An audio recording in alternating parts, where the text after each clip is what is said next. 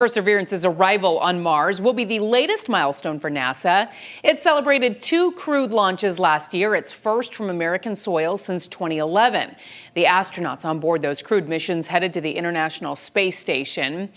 But they are participating in a number of experiments and even helped with some upgrades on board. Astronauts Victor Glover and Michael Hopkins spent their recent spacewalks replacing the space station's batteries.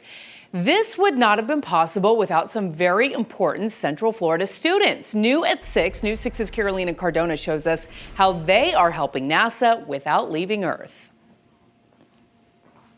Extravehicular wire. At a glance, it may seem like a regular wire, but for NASA, it's a pretty big deal. They flew in their top engineer from Houston who worked with the kids for several days, teaching them how to properly wrap, stretch, straighten the wires. High school students enrolled in Eau Gallie High School's aviation program, the only certified aerospace aircraft assembly program at a high school level in the nation. I really think that this program makes us grow. This is definitely good for me as a good stepping stone, because I myself want to get into the aerospace field. Stephanie Diaz and Luis Nido are among the teens who helped create 250 of these EV wires. Everybody was like shocked. I myself was shocked. We were all really prideful to see that, something that we made, even as simple as it seems, could have such a big impact. It was pretty cool because we got the news when my friend and I were in sophomore year. As seen in this picture,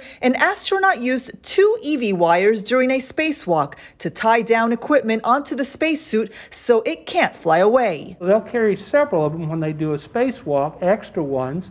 If you need to take something apart, it has a tendency to drift away.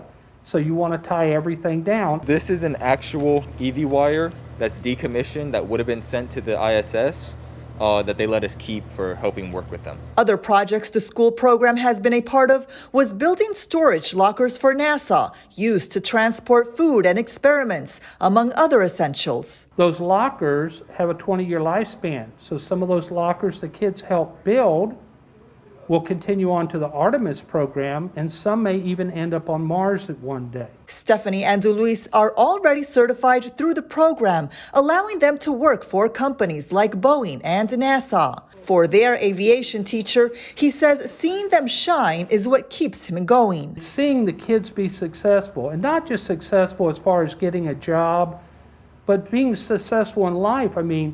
How many kids in the world can say that they built something that not just went to space, but it was actually used in a spacewalk? In Melbourne, Carolina Cardona, News 6.